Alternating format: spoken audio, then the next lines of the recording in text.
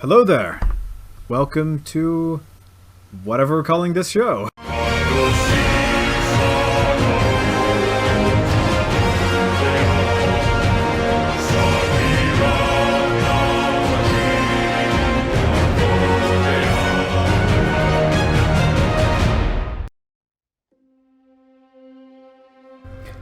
Hello, dear viewer. Welcome back to SiDEQUEST, episode 16. Now today we're... 16? Yeah. Really? 16? It's been that many? 16? Yep. Sweet. Wow, sweet 16. Cool. Now, today after, some deviation, a couple of these last episodes, we're going back to just discussing one little topic in Star Wars. This time, it's language. So, do you know what quote-unquote English is called in Star Wars? The main language everybody's talking in the films and whatever? Basic. That is correct. Galactic Basic. So, similarly to in fantasy settings like, Dungeons and Dragons or whatever, they'll say quote-unquote common is the standard language. Galactic Basic is what is spoken for the most part in the films. In universe, basically, it's the lingua franca of the galaxy. Now, there's been a lot of debate online as to whether it is just translated for us or if it really is English, and there's some evidence on both sides of the argument. I lean more towards it really is English that has somehow ended up unchanged for over 25,000 years in that setting, but which may seem nonsensical to some, and from a linguistic standpoint it absolutely is. No language can, even one standardized with writing like that, remains. I mean, look at English 500 years ago in real life. You'll barely understand. It's crazy. But likewise, the text in Star Wars, there is the Aurebesh, right? However, real life, the Roman alphabet does also exist. It's called the High Galactic alphabet. This from an out-of-universe perspective, when they were doing some of the edits to the original trilogy and whatever, they're like, wait, this is a galaxy far, far away. Why do they have the Roman alphabet? This makes no sense. So they came up with the Aurebesh, right? But then they completely forgot that, oh wait, there's C-3PO, R2-D2. So it's not Kresh 3, Penth Orth, or I forget what I need to learn my Aurebesh. But so they had to re-retcon it back in as to the quote-unquote High Galactic alphabet. However, as it turns out, English is not the only quote-unquote real-life language that exists in the Star Wars universe. Any guesses as to one other that may exist? Taiwanese?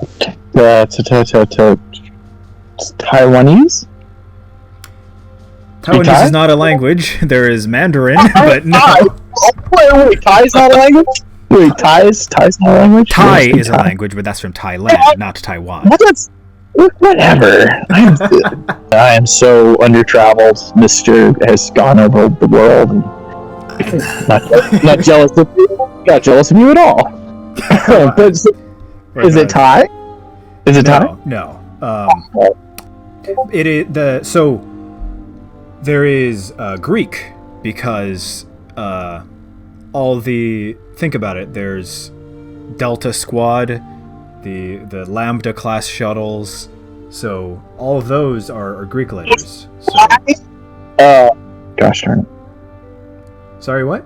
I said Latin. I said Latin really loud, but of course, like It's always the been microphone didn't pick that up. Okay, but also Latin. Yes, there's things here and there about they use Latin terminology and specifically Plagueis's writings in the Book of Sith. I'll put some screen up on here. There's some very thinly changed Latin, like his trying to evoke 12th century alchemical texts and whatever, because Plagueis was a very interesting, some Sith are very mystic in a sense. Plagueis kind of tried to mesh mysticism with science, so he was very much the Sith alchemist, I suppose. But there's actually no, because alchemy. I'm gonna say no, because alchemy is about language. It's believed that to invoke a spell, you not only have to know the right words, but you have to know the right language to say it. Yeah, there's my alchemical knowledge is limited, but yes, to my understanding, there's a lot of using Latin, Hebrew, Aramaic, lots of thoughts on that. But right. So as I was saying, there's actually one other real-life language in the films. One from Kenya, where I used to live, actually. So Nia Numb, who I'll put up on screen here. So he's a Sullustan in universe, speaking Sullustese. But as it turns out, in reality, his actor Kipsang Rotich is a Kikuyu man from southern. There are conflicting accounts online as to where he's from. It's either southern Kenya, northern Tanzania, but because British and Germans screwed up on their line without taking into account any of the native how that went down. So he's a Kikuyu man, so who spoke, unless I'm mistaken, a combination of Kikuyu and Kalenjin as he's talking. So in the scene, he's sitting next to Lando.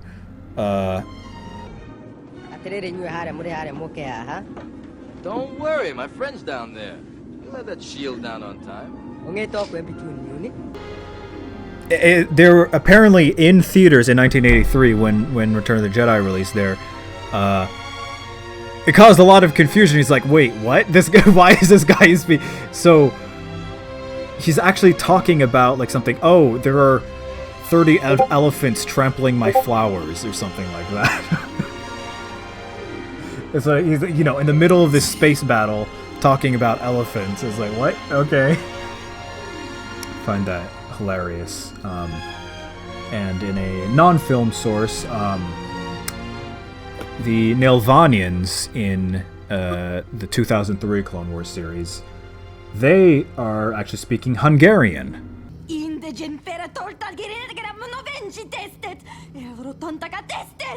Wait, so go back. So in the Jedi and there's in the Millennium Falcon during the space battle over Endor, that guy that's sitting there with like the flaps on his cheek, that's a Sullustan? Yes. And he's sitting there and speaking about elephants trampling my flowers in a language from Kenya? Precisely. That's so funny. Yeah, no, it's... God, I love movie trivia. I would have never guessed that in a million years. I mean, he's going... Yeah, I don't... I know... I mean, I can't even start to imitate. I know a little bit of Kiswahili, Kiswahili kigumo sana, but, that's about it. And then, well, so that's it for, like, straight up languages there, but, to my knowledge at least. But there's a little bit of some influences on others. So, Huttese, the phonetics, I believe, are like based off Quechua, which is a language in Chile, Peru, and Bolivia. So, and then some of the, and I believe Iwakis, some influence from Mapuche, maybe, which is from around the same area. I think there was some scholar of Andean languages who was consulted to make up some of that stuff for the films. But yeah, no, lots of, yeah. So how that works in universe, that's up to your headcanon. I have no clue. But how these real languages ended up in a galaxy far, far away. Well, we've talked about before Supernatural, the alien exodus and whatever. But how specifically in that sense of straight up English, Kikuyu, and Hungarian. Good question. But actually, slightly unrelated. I find it funny how you know how this Korriban is, you know, visually like clearly based off of like Egyptian aesthetics and whatnot. I find it absolutely hilarious how the star system Korriban is in is the Horus system. I'm like, Horus set? Really? Like, okay then. But yeah, no. Well, there is a lot of, I mean, they have taken from a lot of places. I mean, there's a lot of ancient cultures. Oh, absolutely. I mean, I that wasn't meant as some criticism to whatever writer came up. Oh, no. I was just agreeing with you. I'm just saying, yeah. It's clearly that's Egyptian. Yeah. I mean, well, even well, here's one from George himself. The word Jedi comes from the Japanese word Jidai, meaning period. So like, for example, the Sengoku Jidai was the famous, you know, century of war with like figures such as Nobunaga, Oda, Toyotomi Hideyoshi, and whatnot. But so there were the Jidai Geki, which were I think which were like, so basically period pieces.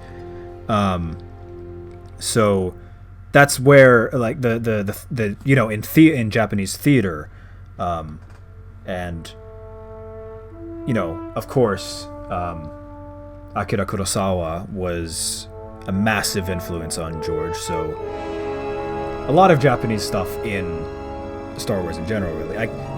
I guess this episode is changing just from languages in Star Wars to real life cultural influences on Star Wars. Let's go with that.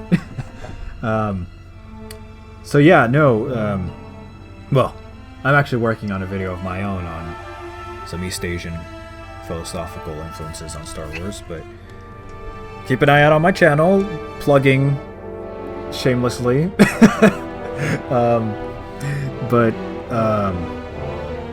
So yes, Jedi from Jedi, you know, the aesthetic of the samurai stuff, samurai films more, I guess, yeah. Hidden Fortress, Seven Samurai. I mean, well, Hidden Fortress was some of the scenes actually in the editing. If you compare, there's that in some World War II film that like somebody analyzed and like, oh, he makes the cuts at the exact same time as like an homage to those. There's I don't know which segment it is. I know that story-wise it's the idea of like infiltrating, you know, a giant enemy base, aka which turned into the Death Star. But I know with that World War II film, the scene where I think it's like Dam Busters or something like that. The scene where some like bombers dropping a bomb on a strategic like Nazi location or something in World War II, and scene where Luke drops the proton torpedo onto the Death Star, like they match up 1-to-1. Oh wow. Yeah. Well, he said before, like the movies were made, when they were going around pitching the ideas to the producers and stuff, that they had cut scenes from World War II. Like they had done like storyboard and stuff like that, and then they would cut in a scene like to, give a demonstration of a battle or something like that. So I can see why they would do that. You keep stuff that you had originally come up with to show off concept, and it works its way into the final stuff. I think that's pretty cool.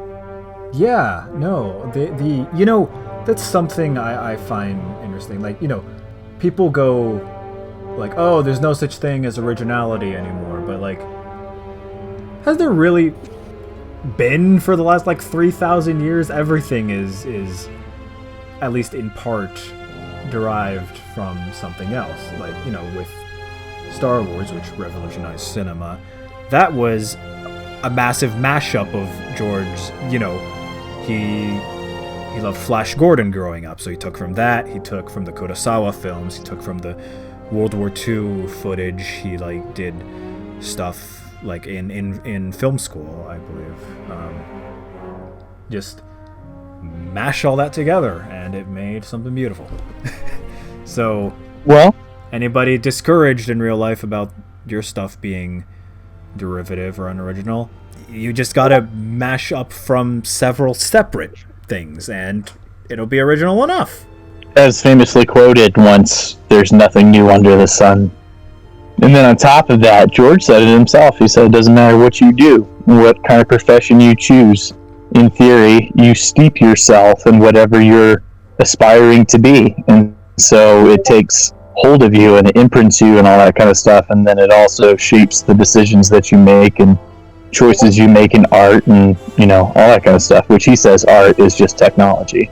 So it doesn't matter really what you do at the end of the day if it's on a technological standpoint. You are creating something beautiful. And if there's nothing new under the sun, we all take from each other. But that's how you get cities like Coruscant and stuff like that, not by, walling everything off and killing everybody that comes into your border and all that kind of stuff. Yeah. Even the story structure, Joseph Campbell, Hero of a Thousand Faces, Star Wars has the same story structure as the Epic of Gilgamesh. So, ever since this friggin' story 4,000 years ago, it's like, we've all, there's always, that sort of stuff. But,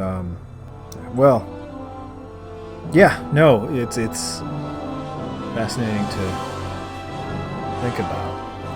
Oh, something else just clicked in my head with the languages, at least.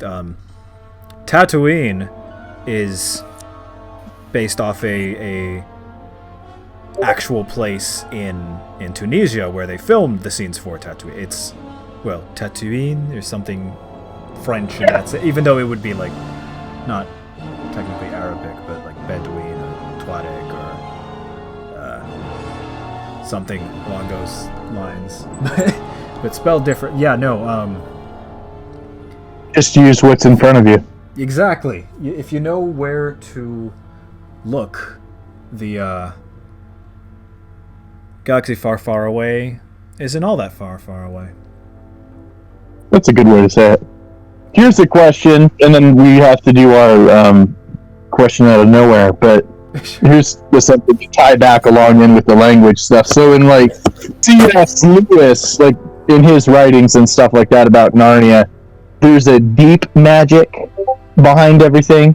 So there's all of these other languages, like, you could even say that Arabesh came from the Rakata when they conquered the, galaxy with their infinite empire, and, that might have even come back even farther because they enslaved humans around that time, so they actually might have come from the events of, help me out here, supernatural encounters, where everybody leaves from THX and then they end up in our galaxy. Exodus, but yes. Alien Exodus. Apologies. So, alright, all of that, but if there's like some kind of precursor language, some kind of deeper language that binds the galaxy together. So you talked about how, like, in the unknown regions, there's basically a force field that just exists that scrambles your, technology and stuff like that, and it's hard to course a path through into the unknown regions. And so it makes me think that, like, there's some kind of deeper, and I'm just shocked that the force isn't tied into that, like that the Jedi religion and the Sith, and like there's not a knowledge of this deeper kind of, and maybe there's not, maybe that's not in the lore at all. I don't know. That's why I'm asking you. In regards to language, or what? Yes, what? Come on, no. Is there a deep language, like a deep magical language that like binds the galaxy that's in the lore, that predates every other language? Like in the Chronicles of Narnia, there's a whole world. Like there's different worlds and stuff like that. But Aslan talks about the deep magic that existed before everything, and there's a language to it. And so, like, when you speak in this language, there's growth and life and whatever you want to call it, terraforming, whatever you want to call it. Like, but there's a language that binds the universe, not a nuclear, cellular, that kind of stuff, but an actual language. So I didn't know if there was anything in Star Wars lore that references that for that galaxy. Okay, I don't know. That's fascinating, but to my understanding, no. However, you're gonna think I'm like schizophrenic or something, but I've I don't know. I've come to a sort of realization of I've thought a lot about, like, tying together different forms of both science and religion and whatever, the same way origins of Star Wars. Think about something. So, string theory posits that on a fundamental level, like below even atoms or whatever, the universe is a series of vibrations on a almost like a tapestry, with the strings just vibrating at different frequencies and whatnot. Now, think about how different religious texts have their ideas on, have placed great emphasis on a sound of creation. God said, "Let there be light." Vishnu blew into his conch to create the universe. And hence the stereotypical Om sound in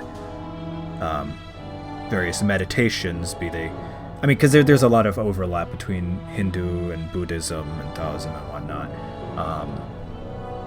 So Gregorian chants. Gregorian, there's so much emphasis in the Bible about angels singing and whatnot. So my crackpot theory is the universe a song or a story, or told by, do you want to call it God, Tao, the Force? I don't know. It's what Tolkien says too. That's the nature of the universe in Tolkien as well. Yes, to my understanding. Yes. Isn't that funny that all of them tie? Well, I know C.S. Lewis and Tolkien were best friends, so yes. I've read some of their conversations. Just two absolutely fascinating. But yes, no, that's my.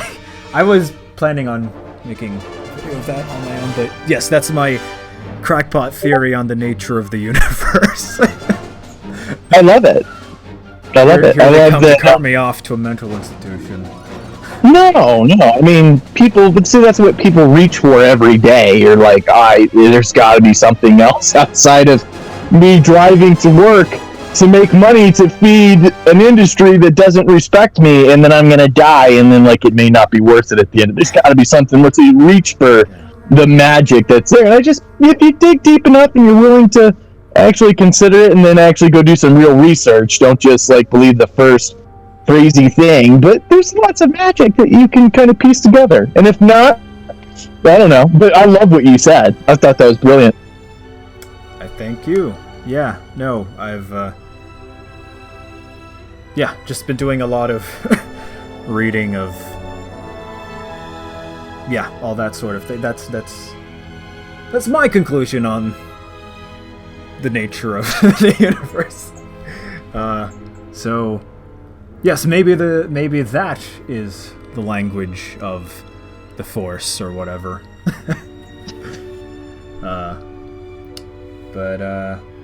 Yes, you have a question out of nowhere for me. Well, yes, it's interesting that we even got here because it was on my mind, and as the subject went. So, in kind of going back to last week and the question about how did we get down to just several Jedis, it's interesting to me because I'm very much a fantasy nerd, science fiction. I've read everything I could ever get my hands on, mostly. Respect.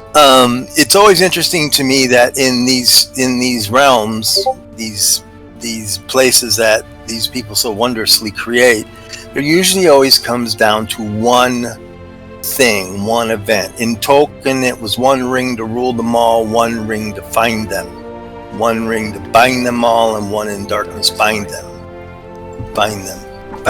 Yeah, so it's interesting. I used to know that in the Ashnask Krimpatul. Sorry, I interrupt. Anyway, go on. In the Elven. At one. So,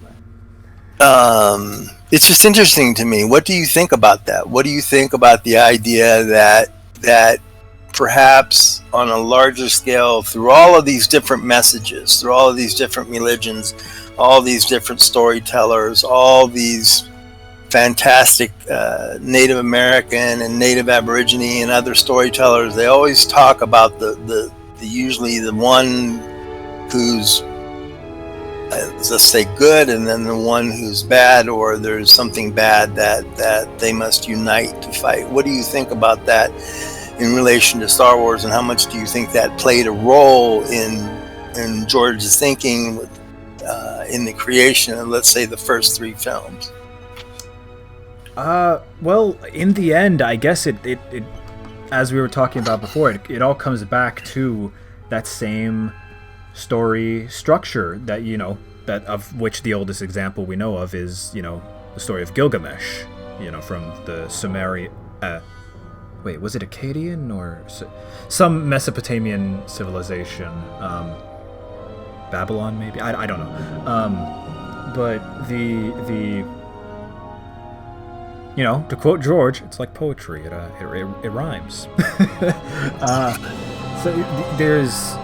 This is actually a big topic in anthropological and just analysis of just the development of human thought. We've because stories have always had an element of applicability to your situation, like most let's go with Western Europe. Fairy tales are generally say don't go into the dark woods, so they come up with all these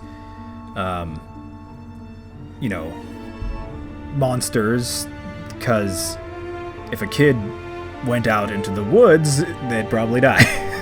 So so when it comes to this,